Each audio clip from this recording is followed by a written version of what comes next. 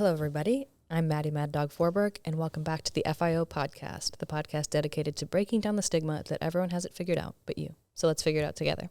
Today is very special. I have two wonderful guests with me today. If you guys want to introduce yourselves.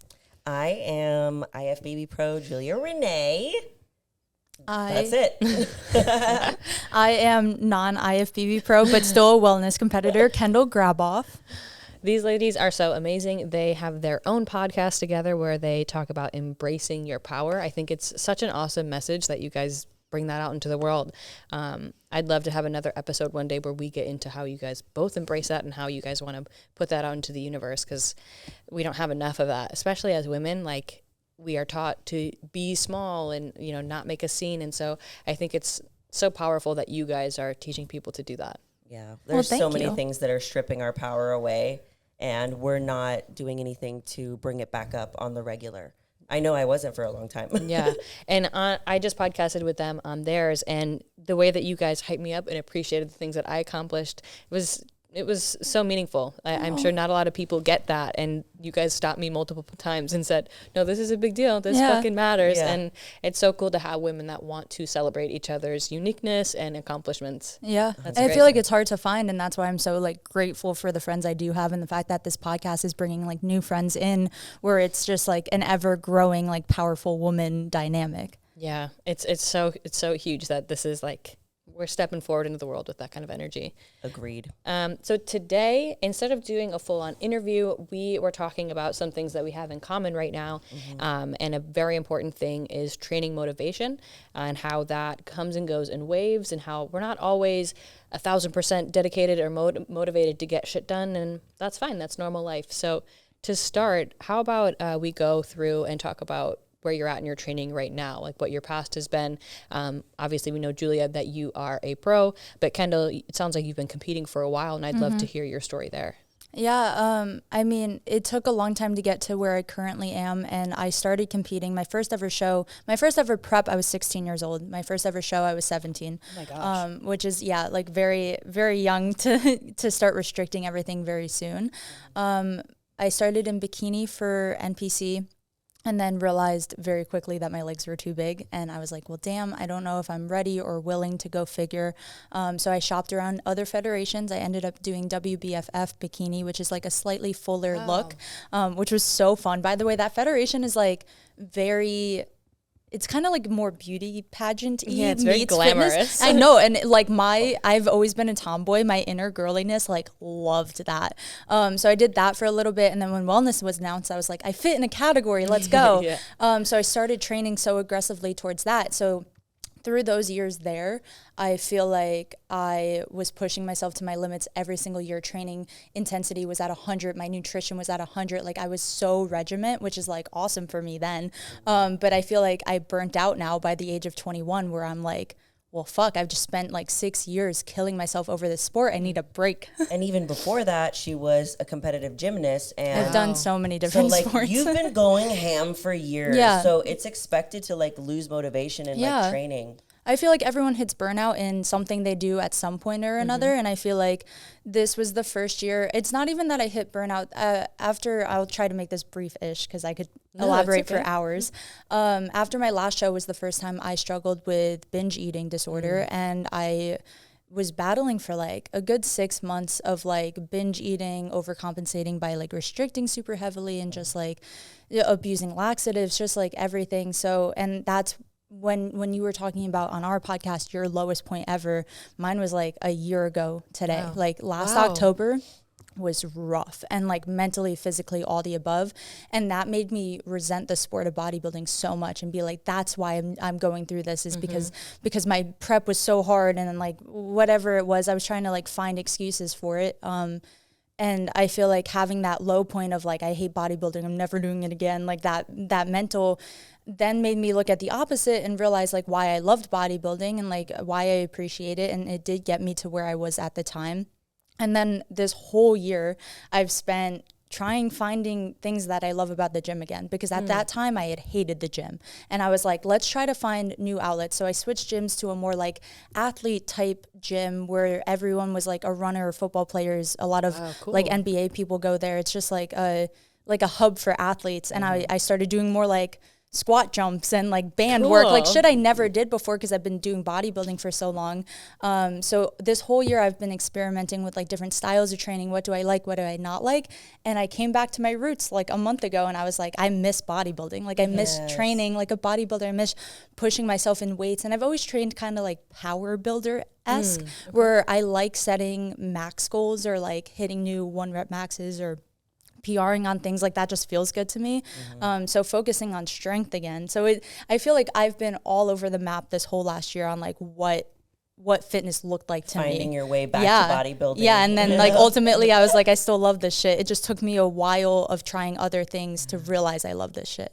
Yeah, and I don't even think that, you know, you stepping away from it meant that you weren't in love with it. I think this is such a roller coaster, and bodybuilding is a lifelong thing. It's not even if it's a lifelong thing, it's a long-term thing. It's not something you do for a year. Yeah. And but it isn't to most people. Yeah. Right. Yeah. So you're going to go in those phases where it's not your favorite thing, and that's totally fine. Yeah. What was the reason that you switched from, or maybe not switched, but transitioned from doing gymnastics and then wanted to do bodybuilding so young? I quit gymnastics pretty early on. I've done a lot of weird sports. Actually, yeah, that's a good question. I haven't even thought about that. So I transferred. I was telling Julia actually today. I went to 3 different high schools. I'm from New York, moved to Pennsylvania temporarily, and then moved to Houston and graduated from a high school in like Katy, Texas, Houston area. And by the time I got here, I was like, it's not even worth trying to make friends. Like I was already so much a loner. I never had girlfriends until Julia. Like she's literally my first like female best friend. So I was just always very alone. And the only reason or ability, testament to Christian Guzman, was Alphalete saved me like completely. Like I would go before school, after school. I would go do 2-a-days every day. I didn't even have my license. My mom was driving me. Wow. Like, your mom's nice. Yeah. So like, I mean, this was like the old Alphalete. It was like the OG one, and it was like a tiny community, and like those became my friends. So I would I would look forward to leaving track practice because I was a pole vaulter through high school. I was looking forward to leaving practice to go see like my real sport, my real friends. And that's what introduced me to competing in general, was like everyone in there was getting so lean in the summer. And I was like, wow, you guys are all like fucking jacked. Cause I'm sure it's prevalent and I just wasn't aware because I was so young, but like in New York, bodybuilding isn't as big, obviously, as like Texas, California. Texas is fucking huge. Yeah. So I think that was just the introduction to it, and being around an atmosphere where I felt welcomed. Like I felt like I never fit in school. So it was like a cool outlet where I was like, oh, these people like are motivating me and they believe in me, and like I'm not used to having that. So like the sense of community is why I switched. Yeah. How about you, Julia? What was your initial going into bodybuilding like for you? Because I know you've done a lot of things. I know you've done wrestling, which is so badass. So yeah, I was a wrestler from 15 to 18, and I usually tell people this. I'm like, weirdly enough, wrestling is very similar to bodybuilding in the way that like you have to cut down to a specific kind of goal. So for wrestling, you cut down to a weight class, and for bodybuilding, you cut down to a look. So I have been restrictive dieting since I was like 15. Wow. And like for competitive reasons, like restricting for a competition or something. So I did that, did 2-a-days, loved it, did cross country in the morning so that I can build my stamina for like on the mat. Then I would do wrestling practice. I was the only girl. So like guys either wanted, like guys didn't want to wrestle me because if they got beat by me, they looked like a pussy. If they won, they looked like an asshole, which I totally get. And then once I started getting like really serious about it, because the men coaches weren't taking me seriously because they didn't know, like, they're like, I don't know what to do with this. It's like when you're a parent, you have a baby and you're like, what do I do with this? They didn't know how to coach a woman. So they brought on a woman who's like a badass, and she was born in Austin, Texas, 110 pounds, stronger than me. And I was like 15 pounds heavier than her at the time. And she was what brought me to like state level competitions to where like my first state competition, ironically, was in Austin, Texas, and now this is where I live. But yeah, I was training insane, and a lot of expectations were put on me as well because I was getting to the level like where I was getting offers from colleges, and at that point I was like, whoa, bro, I don't know if I want to do this. I don't know if I want to live this lifestyle forever. And I told Kendall this yesterday, like one day I literally just threw a match because I was done.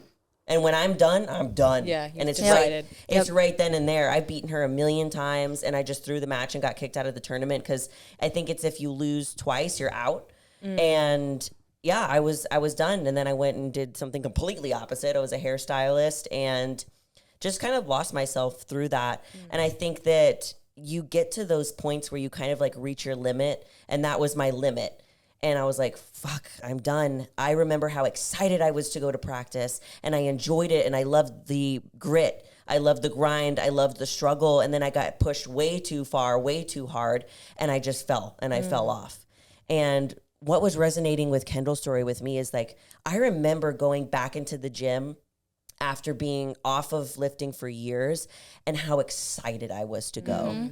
Oh my God, I couldn't wait to get off of the salon and just go to the gym. All my friends were like going to a wine bar. They were going out to eat. And I was like, fuck it, I'm going to the gym. And I like barely had any friends at the gym. I had like a couple of people that was like, hey, what's up? Like we would all go at the same time. But you're right, it's like a community of people that all have like a similar goal. And I was so excited. And like back to like the motivation thing, it's like, I've lost that because that's one thing that bodybuilding does. Bodybuilding can strip you of your love for the sport. Yeah. For the just the lift. Because it's testing a job. You. Yeah. You're doing it as a job. You're doing it because you have to. You're doing it because there's a competition. There's an end goal. And we forget, why are we actually doing this? Remember back to the reason why you started doing this, for the release, for the grind, for the grit, for the confidence, for the stress.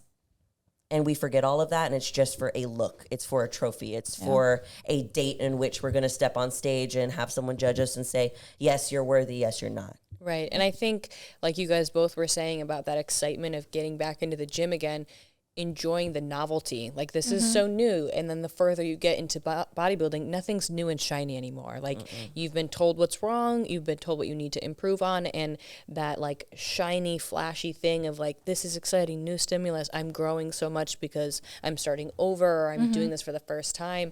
You don't get those instant rewards as much. So during that time, what was your, like, conception of training? What was, like, your training style, I guess, or your thoughts around training when you first started back again? Oh man, I was tracking everything. I'm very anal. Anybody who knows me knows this. And I was about, I want to say at that point, I was like 119 pounds. I was really, really, really thin. I didn't eat, and I'm telling you, for like 2 years into my first training, I didn't eat a single thing off of my meal plan. Wow. It was that strict. That meticulous. I documented every gram of anything that I ate. Back when I would like measure my veggies to a T. It was insane. And to the point where like people started like, nah, Julian ain't gonna eat that. But I didn't care. I was so excited about it. I tracked every single weight that I did. I would do the weights, and since I was embarrassed, I would go back into the gym locker room and I would write in my journal and be like, okay, last week I did this much on lateral raise. This week I did 12 pounds, which is 2 pounds more than last week. It's all exciting. And I was so excited. And now I'm just like, yeah, it's like, because I've just been doing it for so long, but I know myself, and I know that these things come in seasons. We have seasons where we push, and we have seasons when we pull back. And sometimes we need that for our mental and especially our physical health, because when you go through a bodybuilding prep, mentally, you're fried. Physically, you're fried. So every time that I get off of the stage, and I've spent 5 months prepping for one day, I don't work out for a while. And I told them today, I was like, I worked out twice this week, and it's Friday.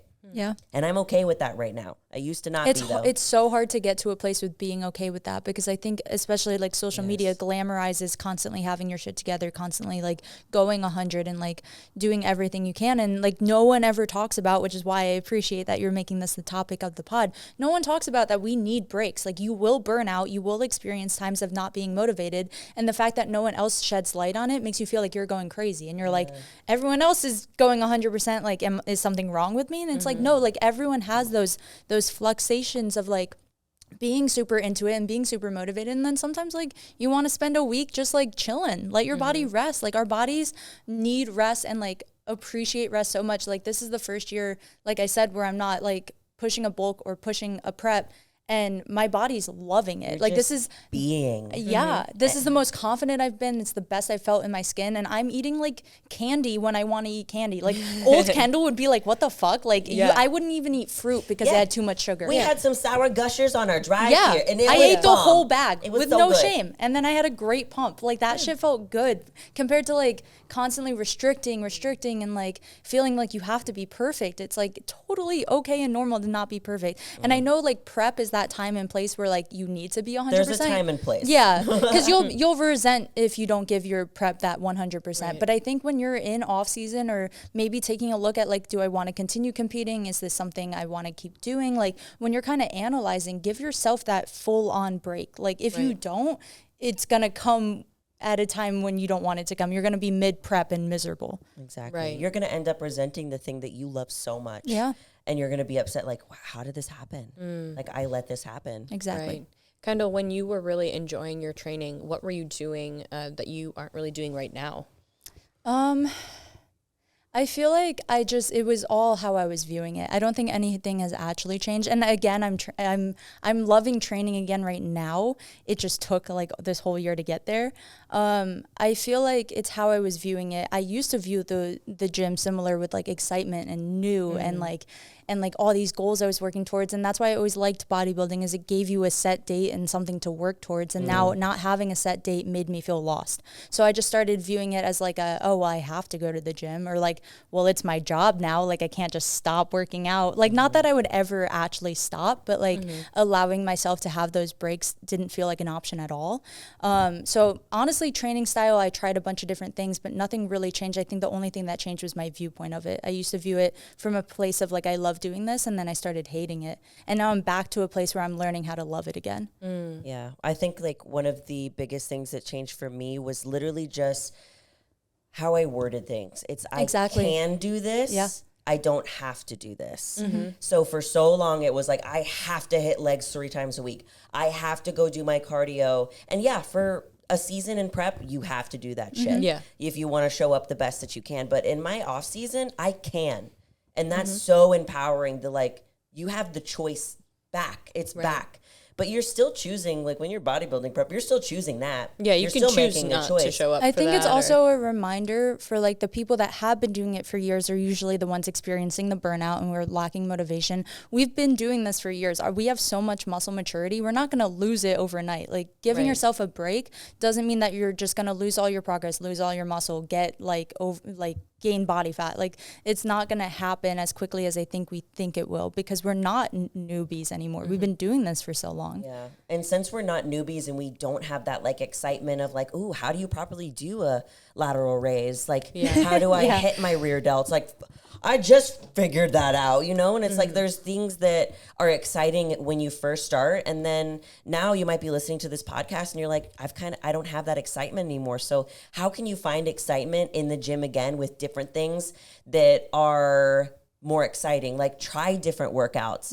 Maybe if you're not in bodybuilding prep and in a cutting phase and that's your goal, have a PR hit that you want to do for squat, for deadlift, there's other things that you can do to make it exciting and to spark that excitement. Even like for you're doing jujitsu now, like you're probably like, fuck, like it's fun to go do that. Right. And Kendall, she kind of went through a little roller coaster of like trying different training things, and it brought her back to the excitement of training again. Like being back, I feel like I'm almost new again. That's awesome. Yeah, because I haven't been training this way in so long. That's so cool. Something that I talk with my clients a lot about, and this kind of transcends training and can go into other aspects of life, is creating different metrics of success.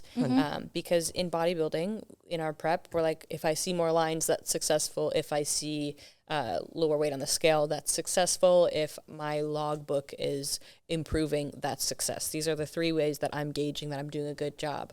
Now with some of my clients, I ask them to create other metrics of success, even like, what was my mood going into and leaving the gym? Did I have, good tempo with my exercises, my technique, but also like, did I feel good? All these different ways to tell yourself that these things also mean success outside of how I look. And I think it's really important to journal that. Like, Julia, you have that journal on Amazon. Yeah. Quick We'll plug. put the link. Quick plug. Know your power journal. Yeah. I think that stuff is so important because we can so often forget how we're feeling. And like you said, where we hate the gym, but probably during that time period, you might have had a really good lift where you're like, this is actually why I love this shit. Like I had a really good leg day. This is why I'm here. But then, you know, a week goes by, we have another bad lift or we don't feel motivated. And we're like, I have felt like shit for months. I just hate it. This is not good. So having different ways of like feeling successful, I think is really important. Is there anything that you guys do as friends going through the off season, going through these changes that you do to support each other during these times where you're kind of questioning your goals or how you feel? Yeah, I think mainly like we just talk about it. Like just communicating. We've been having conversations lately about just this in general. I'm like where we can't really see what's coming next. And obviously none of us can see what's coming next. We can't predict the future. I can't predict whether I'm going to want to do bodybuilding forever. I know that I love it right now, but I don't know what's to come. So with that being said, it's like, okay, well, what do I do with that information? And the future's just, I think just having an outlet to talk is all a lot of people need. I've always been like a big communicator. I'll just speak my mind always. So if it's not my mom, it's like now Julia, where I'm just like expressing like, hey, this is how I'm feeling, and having that reassurance of like, hey, I'm also feeling something similar, just in like a different way. It makes me feel less crazy. And then I feel like it's always authentic. I would never like hype anyone up unauthentically, but Julia comes to me and she says like, oh, I'm comparing myself to this, or I'm not motivated right now. And like, I feel like as a friend, it's my job to remind you, like, you're a badass bitch. Like you can do and will do anything. And like, I'm here for you. And like, I feel like it's important to remind your friends or just people, family, whoever it is, just people in your life, even clients, that like, hey, you're not alone. Like if you are ever feeling any sort of negativity or doubt or anything, like you can come to me. Like sometimes people aren't good at reaching out themselves. Sometimes you need to kind of pry it out of them. So I feel like if you realize that your friend, family member, whoever it is maybe going through an off period in the gym and mental health, whatever it is, I feel like just being that one to reach out and be like, hey, are you good? Or like, hey, I'm feeling this. Are you also feeling that? Just like creating the discussion, I think is important. I mean, that's the only reason we had this podcast today, because Kendall and I were open with each other that we haven't been that motivated. We're like kind of lost with like what we've been doing. We're trying to get back. Then we told Maddy that's how we were feeling. And she's like, yo, bro, me too. And that's why we had this podcast. It's just like being vulnerable with the things that you think are shameful, that you should feel guilt from, connects you to other people. Someone listening might not have that friend that they can talk to. Exactly. And I feel like even if like, that's why I love podcasting so much now, is like, even if this hits one person's ears and they're like, oh, wow, that changed my perspective on like, I was being too hard on myself. Like that's all I ever want from like social media in general. 100%. Absolutely. Is there anything else that you guys do to support each other as friends and competitors? I think also as far as like the competitiveness and like, friend-wise, we definitely, whenever we work out together, we do not expect anything less than what they're capable of, because I'll try to quit, Kendall will try to quit, but we don't let each other quit. And like, look, some people don't have those kinds of workout partners, but like if you do find them, like expect the best from your friend, because you would hope that they would do that for you. Like I want Maddy to level up. I want Kendall to level up. You guys make me want to level up. Just your energy and your aura makes me like, oh shit, like let's go do some stuff. So giving them the space to basically show up to their power is like the best way that I can put it. And the way that I love sharing how I feel about food with Kendall, because both her and I have struggled with binge eating disorders, and like that goes along with motivation, because sometimes when you're just like in one of those episodes, you're like, fuck, I feel so deep in this. Like, how you feel alone. Yeah, you feel super alone. And it's crazy too, because when Kendall was talking about the time she was at her lowest with binge eating, I was too. But and we didn't never talk to talked each about other. it. Yeah. And I literally texted her one time and went, bro, where'd you go? Because I disappear when I deal with mental health And then she was like, oh, wait, This I is forgot happening. she was there. I forget she's there sometimes. She forgets I'm there sometimes, because it's hard to say, yo, like, I don't want to go to the gym. Yo, I'm struggling with food. It's hard to vocalize it. It is really hard, but like finding someone that you can have that safe space with, and it's literally short-term uncomfortability for long-term happiness. Like that uncomfortability you're getting in your gut of saying like, I'm struggling with portion control. Like just let it out. That other person is most likely, if they're a good person and somebody that you should have in your life, is going to be like, bro, me too. Yeah. Like, fucking, or let's they'll talk at about least it. try to understand. I was gonna say also, like, something that I feel like Julia is really good about is reminding, like, us and our other friends. We were saying we do photo shoots a lot. Like, it's fun for us. Like, our favorite days are like, we'll just get together, dress up, do our makeup, and like take photos, whether it's at the gym or like on a rooftop, whatever it is. Fun. And she noticed that all of us, including herself, we'll look at the photos. Oh, I look like shit. Oh, why do I look like that? Oh, my legs look bad. And she sat us down and said, you guys need to stop. Well, you included yourself. Yeah. We need to stop. Like, we cannot stand here or sit here and talk so badly of ourselves. Like we're just like almost manifesting it for ourselves. Like, how about we just like, because we hype each other up. So I'll be like, damn, you look good. And she's like, no, I don't, like this, that. And it's like, we do it to ourselves, and we're like so self, like, what is it? Defamation? Words. Yeah. and Words. And I feel like having a support system around you that reminds you, like, hey, you're in your head right now, that, like, be nice to yourself is like a reminder all of us need. Yeah, because we're just way harsher and meaner to ourselves than ever. Like, I would never say the stuff to Maddie that I say to myself, because I don't see Maddie that way, because I just see how amazing her aura is, her personality, what she does for people, like, and then that's just who she is. Like, then let's talk about her body, like her legs, her glutes, like all like these things, like the physical. And we're so harsh on ourselves. All we see, it's like sometimes we put on like a lens, and all we see through that lens is every little thing that can possibly be wrong.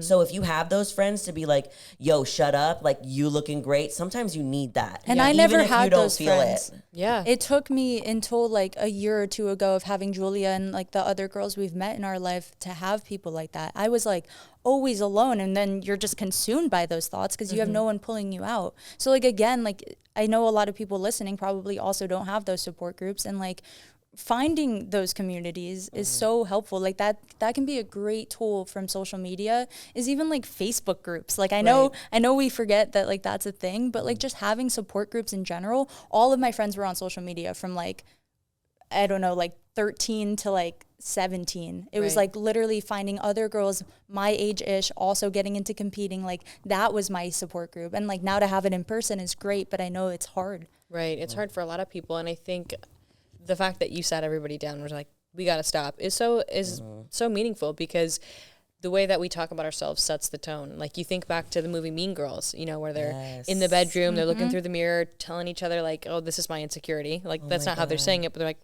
my legs are fat or my teeth suck. We're like putting that out to each other, that it's okay that we talk about each other, like talk about ourselves this way, when it should be the opposite. Like you were trying to create of like, this is not what we do. We do not do that, because if we talk about that, then that's what we think about ourselves. Are there any other things that you guys do like that? In our podcast together, I was talking about red flags that I have with my partner and my friends of like, hey, if you see this in me, please have a conversation. Is there anything that you guys have with each other or your other friends when, whether the off season or otherwise? Julia checks on me a lot because I'm not good at speaking my mind sometimes. I'm just really like, I don't think I have strong opinions about most things, so I'm never like super definitive. So she'll just double check with almost everything we do. Is like, do you really want to do this? Like on the way to the gym yesterday, she was like, do you actually want to work out, or are you just like going to this gym because you think I want to work out? Like, just like, she I'm just very like straight up with like that, because I know like Kendall from a year ago is like, she would just like let people walk all over her. But now she's working like, on that. fuck no. Like, she has more say. So like, as her friend, I just want to be there for her and be like, yo, you can tell me to my face that you don't want to go, and I'll be like, yo, let's not go. And she was like, no, I do want to go. And I was like, all right, we're going. We're going. And we had the best and we had a great workout. That's so just like double checking, like with those types of things that we need. Like, I don't really have any of these like code words with Kendall quite yet, but I have them with my boyfriend, because like we spend literally just all the time together, and we call them code orange and code blue. So his favorite color is blue. My favorite color is orange. And this can just be a way for you to vocalize something that's going on without having to say completely what it is. So the person, okay, let me give you some space. Or for me, I need space person. Yes. So when I say code orange to my boyfriend, he knows, okay, you're going through something. give her some space. I'll come back to you later and we can talk about it. For him, he's the opposite. He needs to dig through it, figure out the reason right there, and I need to be there petting him while he does it. So he'll be like, code blue, and I'm like, all right, I'm here. That's means amazing. Drop everything, focus. What do you need? So, like, that's a good thing that you can have with your friends and your mom. Yeah. I think, too, like, with your mom. Like, for me, I have a hard time, like, telling my mom, like, when I'm going through something, I'll just kind of be distant. And I need to do that with my mom. Like, code orange, I'll come back when I'm ready. So that's a quick way to say that something's going on without having to say everything that's going on. But eventually, if there's someone that you care about, come back to them when you're ready, you know? I think you have to teach people how you want to be treated too. Like you guys clearly have like two different like coping mechanisms if you're going through something. And I had to do that to him because he was like, let's fix it right now. And I was like, give me fucking space. Yeah. And I had to sit him down and be like, this is what I need. I know what you need. So I'm going to be there for you. With how you like to cope with your feelings. You need to be there for me for how I like to cope with my feelings. But I promise you, I will come back to you. I'm not just going to ghost you forever. Well, I think that means that you were being incredibly honest with yourself about how you feel, because it's hard to say that. It's hard to say code orange of like, this is the point I'm at and I have to tell you, I'm not just going to like push this feeling down. I'm being honest that this is a problem. I'm just not ready to talk about it yet. Have you always felt like you've been able to have that honesty with yourself? No. Only till relatively recently. I would say when I met my boyfriend, Zach, he, weirdly enough, was the one that made me way nicer than I am right now. I wasn't very nice. I was very like harsh because like I grew up like a woman in a male dominant sport. So it was like I kind of had to be like way cutthroat and a little bit tougher, and like feelings didn't really matter. So I took that to heart, and like that became my personality. That became who I was. My family would joke all the time that like I literally have no heart and I was like the Grinch. And like they still do that now as like a joke, but I'm way more receptive. I'm way more understanding, way more empathetic, and I listen more. And yeah, Zach helped me become more empathetic and that kind of reason, like, and tell me like, it's okay to tell me how you're feeling. Feelings aren't icky. Cause to me, feelings are gross. I don't like them. But now I understand the value that this has as far as having like better connections with friends, better connections with your partner, literally just speaking what you're thinking instead of hiding it all in. So it's like really hard for me, really fucking hard. Like Monday, I was telling Kendall and you this, that I literally was just like falling into a deep, deep pit. And I literally did nothing all day Monday. I laid on the couch from 10 a.m. till 9 p.m. and I cried like periodically throughout the day. And my boyfriend was working and he'd come and check on me here and there. And at the end of the night, I did not want to tell him what was wrong. He had to like pry it out of me, but he knows me well enough how to do it. Instead of being like, what's wrong? Tell me what's wrong over and over. He'll ask questions like, okay, well, what thought made you sad today? You know, like, is it your business? Is it something that's in your business that's making you sad? Like, you know, ask little probing questions instead of like, tell me now what's wrong. I need to know, because I will say, like, I admire Zach for his like emotional maturity and intelligence. Like, I've had like, he was my bodybuilding coach. That's like kind of how we like got close as friends.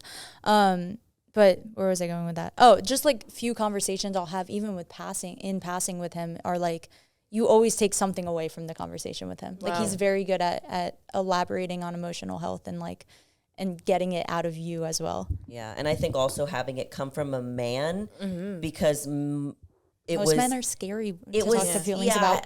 I took on a hyper masculine personality from what I did in high school with wrestling. So having a really emotional man tell me it's okay to have these, I think like really helped me really quickly. Yeah. And it seems like the things that you struggled with that he helped you build upon kind of became your power in your friendship, like in your friend groups of like, they know you for being this person to stand up for how you feel, how the way you talk to yourself. I think that's so interesting that you were able to flip that and be like, this is so important to me that I want to put that on other people and help them become that way. Yeah, because I know, I'm like, I know how hard it was for me to like pull anything out of me. And if anyone's feeling like a fourth of what I'm feeling, trust me, I know it's not easy to say, fuck, I'm struggling. It's hard. I've always been the opposite.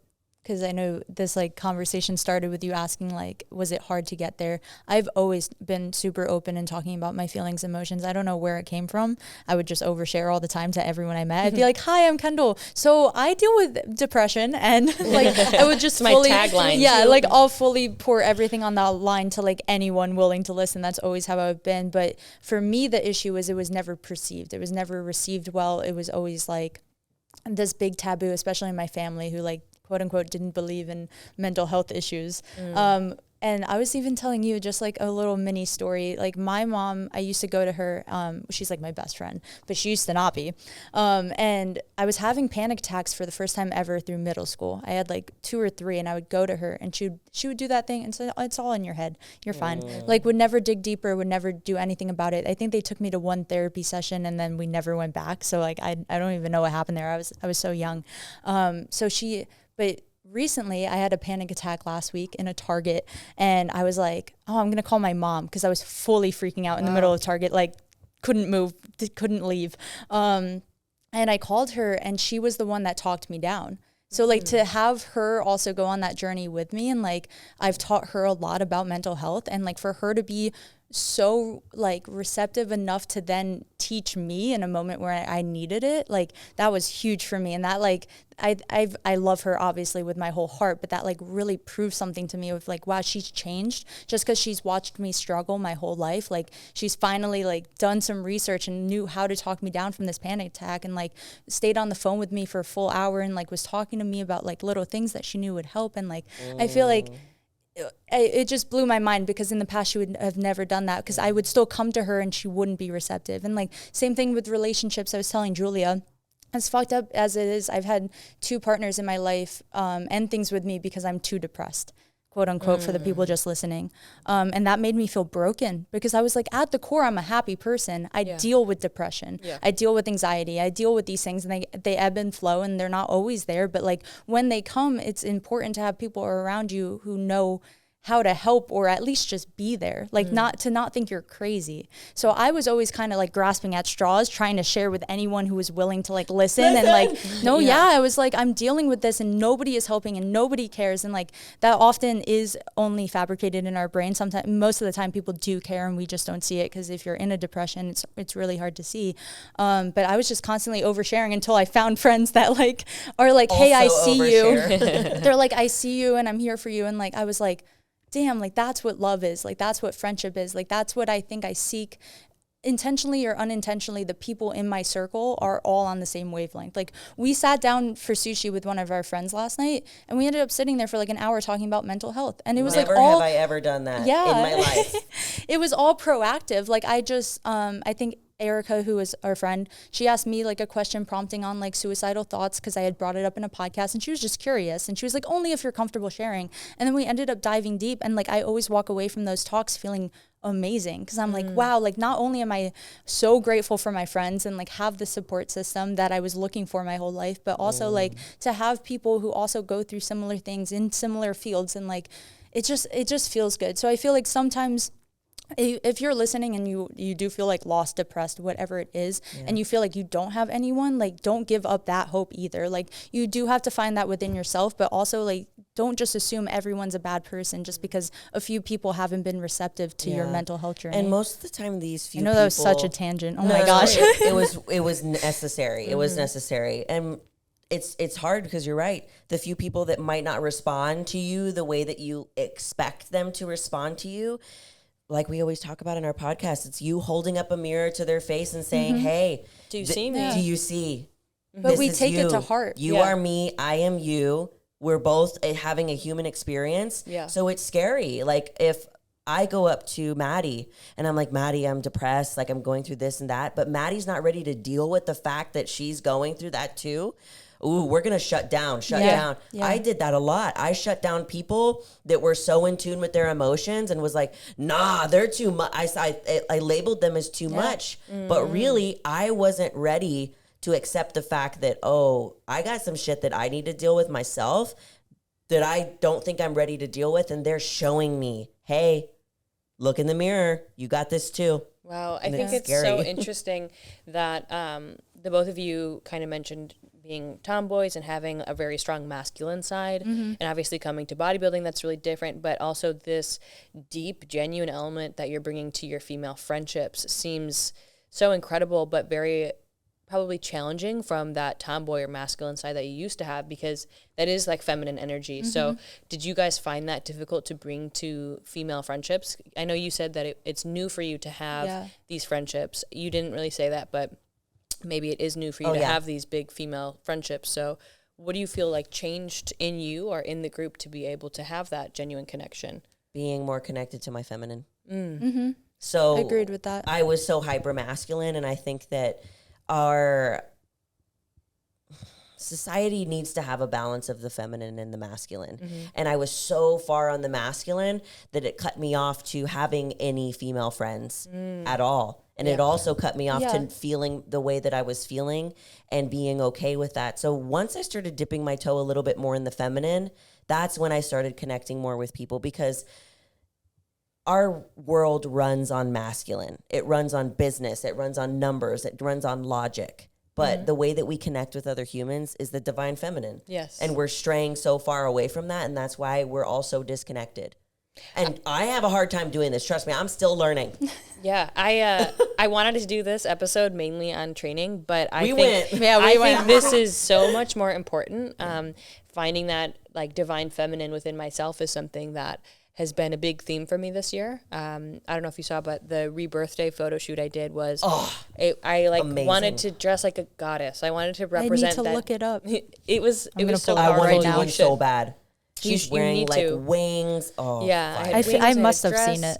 And I just wanted to embrace and put a stamp on this year is like me embracing the feminine and being okay with that. Because from powerlifting and the world I grew up in, feminine was weakness. It was like, and it's that 100%. whole pick me energy of like the Taylor Swift song, she wears shorts, Yes. and you're like, I yeah, wear fuck her, and you're like, why is that the lyric? Yeah. Why does that matter? Like, we can both be equal. We're What not I was fighting. gonna say is I was always that girl that was like, oh, I don't like girls. Yeah. Like They're 'cause- too much. Yeah, You're no, like, I was literally like, I don't like girls, blah blah blah, and now I'm like the girliest I've ever been. For I mean, me, I I always just- had it in me. It was just letting it out. I'm feeling okay because my mom's very, very masculine and in business and in the way she dresses. She never really did like her makeup until I started doing my makeup and teaching her. So it was like and I have 3 older brothers. So it was just like a lot of masculine energy in our house growing up. And I felt like I had to be tough. Also being from New York, like have that tough outer layer.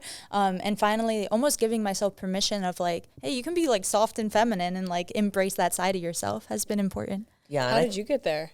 I think that the hyper masculinity came from wrestling, and I was also like my brother's younger brother. He had 2 sisters, and we were wrestling captains together. So he's the reason why I got into wrestling, and one of the biggest reasons why I am where I am today. So I looked up to my older brother so much. I just wanted to please him. I wanted him to think I was cool. I didn't want to like embarrass him. So I took on even more of a hyper masculine personality, and I wanted to be just the best of the best. And I ended up becoming co-captains with him, going to state and being very good at what I did, but at what cost? I had no girlfriends. I didn't know how to connect emotionally, didn't know how to express the way that I was feeling in a productive way. It didn't help. It ruined relationships to the point where it was just a relationship. There was no soul connection. And then I was just like, okay, bye. And I didn't even realize how much I hurt that person because feelings are gross. Like, fuck it. I broke up with you. Deal with it.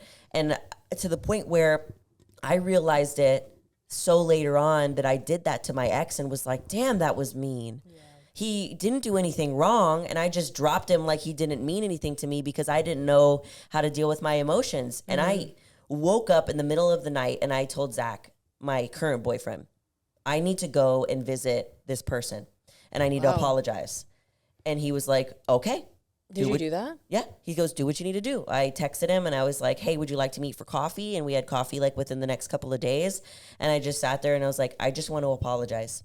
I never gave you a reason why we broke up. I just broke up like it didn't mean anything. I didn't give you an explanation. None of that. And I was like, and I'm working through that right now. And I'm sorry that I did that to you. And it wasn't fair. And he was like, the fuck is going on? It's really strong of you to do, though, to like. Oh, to admit that I was an asshole and I was I was fucked up and I needed help. Especially when you didn't need to. Yeah. Like, it wasn't changing anything to not go back and do that, but you felt that it was really important to who you are. I owed him that. And I was like, I wouldn't want to be out there and be, what did I do to deserve that? Yeah. And I just like, no, I need to fix this. I need to close that. And once I did that, it was like...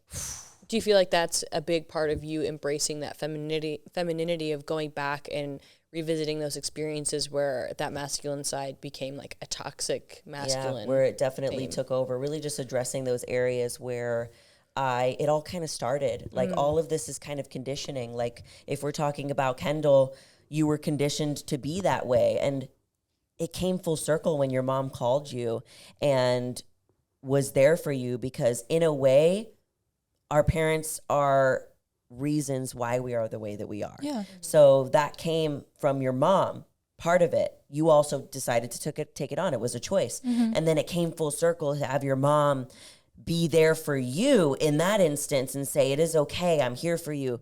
That is healing, right? Yeah. That is healing very. right there. So it's incredible how it can come full circle that way. But I feel like you have to force change a lot of the times, especially if it's anything mental. And I've like seen it within Julia. Like she knows, like I see you actively trying, which I think is like admirable. She came up to me, we were like, did a photo shoot and we were at Whole Foods, and she goes to the bathroom and she comes back and she does this little stomp and she goes, and this is how she says it. She goes, I just want to say that I really appreciate you and I love you. And, if I ever do anything that bothers you, I want you to like be able to tell me. Like that's like how she said it. And that's I just me. like you could tell that she probably hyped herself up a little on her walk back from the bathroom. She looked in the mirror and gave herself a speech. You're going to tell Kendall you love her. Tell Kendall she's a good friend. Because I am very sensitive and emotional, and like I that's just always been a part of me. So like I am very much so, a love language for me is like words of affirmation. So hearing that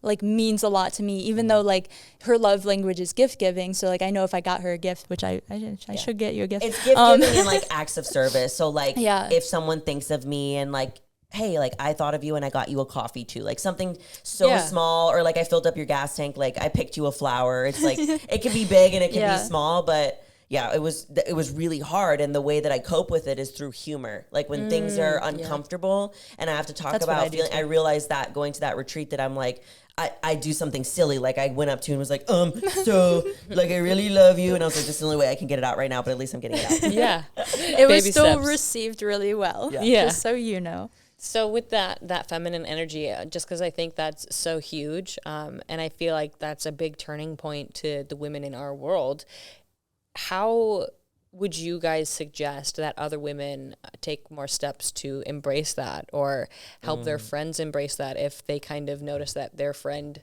has to take on this more masculine energy to be perceived in a way? I think when we're vulnerable, the people around us feel safe to be vulnerable. So I think just creating the discussion, like when I do open up to people, it's half of the time to get them to open up, because I know that like, I don't know, like I instantly felt more comfortable, as fucked up as it is, when you tell me about like the depression and suicidal ideation you had. I was like, wow, I resonate with this girl. Like I feel like now I could tell you anything, and because we can like connect. Trauma bonding. But like that really is how it is. Like some people just don't realize it can be a discussion, and just like creating that for them, or vice versa, like having someone else pry it out of you, like how Zach is for you. Yeah, it's just like saying those little things, it connects you really quickly. Right. And it's like, oh, it humanizes you. You're like, oh, Maddie's a human just like I am. Okay, cool. Because like I could easily just be like, oh my God, Maddie has 400 something K. Like she does this thing, she competes, like, and then once we like connect, it's like you forget, like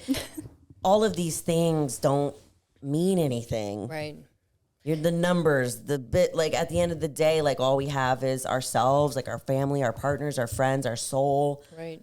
So what can we do to connect with other people? And it's really difficult. And like, if we're thinking of maybe like simpler ways that you can really connect with your feminine, is do like a pole dancing class. That's what I did. Literally my mom just told me I should sign up for and nobody in that class I knew. And that helped me with my posing routine so much. Yes. And when I do my posing routine, this is when I tap into the feminine and masculine almost in perfect balance, because I'm on stage with the masculine of the muscle and the grit and the grind that it took me to get there. But then the other half comes in and I'm in with the feminine, with my hair, my makeup, my posing routine, the sensuality within it.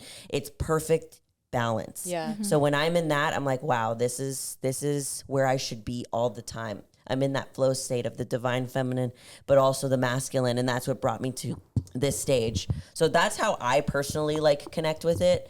Also just having like literally like having specific times where I'm hanging out with my friends. I'm like, this is what we're doing. My girlfriends and only girlfriends, without having to like, you know, sometimes it's nice. Like, don't have any of the masculine in there. Like, let's just be super, super girly in this moment. And it's okay.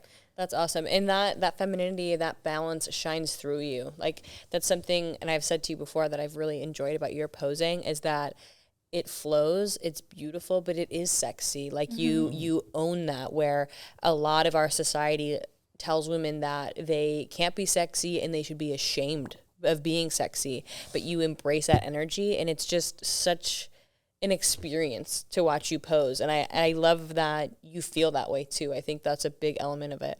100%. Like if I just went on stage and just posed to pose and didn't have any like feeling and emotion and intention behind it, you wouldn't be feeling the way that you feel about my posing routine now. Like, I want you to feel a certain way, like, when you see me out of you. pose on stage. And I know when I'm in that state and I know when I'm not. So I want to touch back on what you said about embracing that divine feminine and having those conversations with the people in your life, about how you said it humanizes you. You posted something on social media a while ago about how you hadn't trained in a couple of weeks. And to me, that was very humanizing of you. It was also very refreshing to see something like that. And, you know, probably for the first time for me, where I saw a good competitor say that, yeah, it's okay, I can take time off. I had a conversation with somebody 2 days ago where they're like, I've been training for like 15 plus years and I've never taken more than a week off. And I'm like, now thinking of what you said, I look at that conversation and I'm like, I feel bad for you. I hope that you feel that grace to be able to take more time off. It's like, for give something. yourself the permission. Like, just give yourself permission. Easier said than done to do that too, when you're so conditioned to do it so often. And it sounds like in your guys' relationships and in your friend group, you guys are able to give each other permission for those things. Has that always been really natural for like the group that you have? I would say, yeah. For us, yeah. Definitely. But all of us kind of, I think me and Kendall mainly come from a more place of like, it is a little bit harder like to get out of that masculine, but it is almost like an expectation of our friends. Also, of our friend group, we are the only two like currently competing. So I think that too is kind of like, it's a little more extreme than our friends who just lift because they love it. So they give themselves, I actually feel like that's helped us. They give themselves more permission to take breaks or to try different things and not be 100. And I feel like us being around that and being like, oh, we don't have to be bodybuilders 24 hours of the day. It's okay to not be perfect. Yeah. Wait, what? Yeah. Who would have thought? They helped us a lot. Like Gabby, especially, who is, she's never competed and she's always had a very healthy relationship with food. And like just being around her, she never had to say anything to me. I never had to say anything to her. Just being around her and watching her go like, oh, well, we're about to lift. Of course I'm going to like eat this big meal. And like me, who was being so restrictive, was like, oh yeah, that's over like carbs are 70 no carbs. food for you. Yeah, like yo, I can eat these things. Like that's normal and healthy, and that's what balance looks like. I think just like having people around you, or even someone watching this, viewing us, just having an example of what balance is like super important. Like right now on this podcast, like we're giving you permission to take a break. We're giving you a permission to push. We're giving you permission to eat, to not eat. Like just if we're giving it, like give yourself the permission to choose what's best for you, not because someone says it, not because you think this is what has to be done. You have to look this way, you have to act this way, you have to speak this way. Do what's true to you, and I'm telling you, you'll be so much happier because it is a bitch to walk around fucking pretending to be something you're not. Yes. Yeah. And I think even to add on to that, permission to drop people that don't make you feel that way. Oh, I've done that plenty of times. Amen. Permission to create conversations to get to that point with another woman because maybe she felt like you've had to compete this whole time or that you couldn't genuinely be friends. Permission to say fuck anything that makes me not feel powerful or doesn't enable me to advance to this kind of emotional maturity, because I really admire that about you guys. I've recently made friends with a woman where it's just so natural. It flows. We like immediately can get into very deep conversations. It's very supportive and hyping up. And I look at that relationship now and I look at my other friendships and I'm like, it should never be less than this. If I'm giving myself this to a baseline. Yeah, I think it's so cool that you do that. And even on top of that, that you guys have a podcast where that shines through, where you're like, we're really good friends and we're vulnerable. Like we support each other, we give each other confidence, but we don't take any shit. We don't let the other person give each other any shit. I think that's huge. And that's kind of a revolution in the feminine side of fitness, because it has been competitive, especially in bodybuilding. We're competing against each other and you're like, oh, well, what's your competition doing today? Get in the gym. And you're like, well, it doesn't have to be like that. So I just want to commend you guys for creating that kind of environment, whether in person or, through YouTube or podcasts. That's life-changing to know that your friends can love you in a very genuine, supportive, and feminine way. Yeah. What's most personal is most universal. Like these things that we're feeling shame or feeling guilt about are what connects us to all other humans. Like the first time that I actually connected with my audience was when I came out about my binge eating.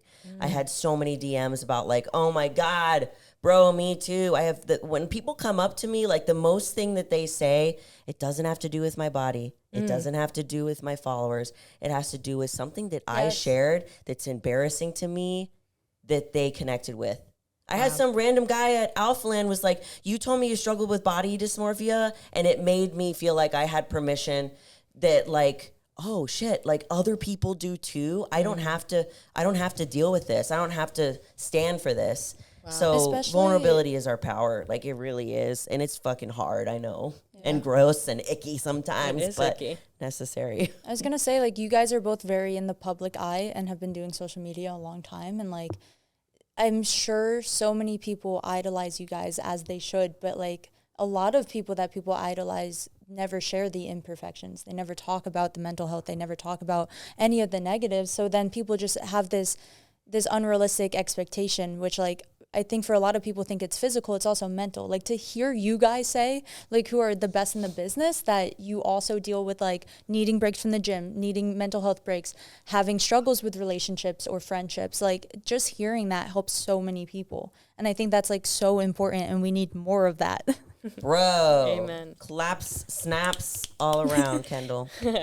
Julia, I know that you guys have some other things. I don't know what time it is, but before we kind of finish things off, I wanted you to kind of talk about the support group that you have, because I think a lot of people can benefit from that. Yeah. So I have a free binge eating support group, and I do weekly Zoom calls where we just connect. We talk about a topic. Sometimes it has to do with binge eating. Sometimes it has to do with like more on the mental health side. Sometimes it has to do with fitness, but all of it's just how can you be more fit in all aspects of your life, physically, spiritually, mentally.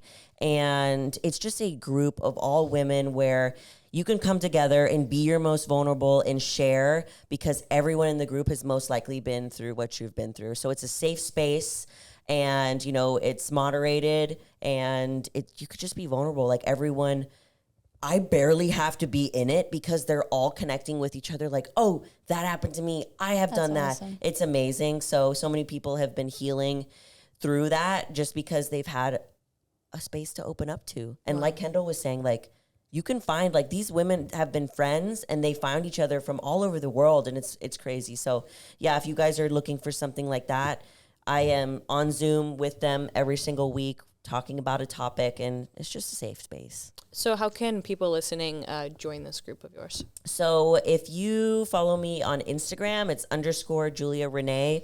Renee is with one E. The link in my bio, you can find almost everything I do, the Know Your Power Journal, the binge eating support groups, coaching, anything that we do, our podcast, all the things. All the things. Julia also has an awesome YouTube channel. Oh, yeah, I have that too. Kendall, how can people find you? I'm mostly just on Instagram and TikTok, working on the whole YouTube thing. She's going to do it. I'm universally Kendall G Fitness on everything. Awesome. Universally. Yeah. And you can find their podcast and all those links in the description of this episode. But thank you guys so much for chatting with me. It was so cool to talk heart to heart. It was amazing. Oh, thank you. This was like a great discussion that I feel like needs to be addressed more. 100%. Yeah. I'm looking forward to podcasting with you guys again because I feel like we could talk for another like 5 hours. Agreed. 100%. Awesome. All right. Well, thank you guys for listening, and we'll see you guys next time. Bye.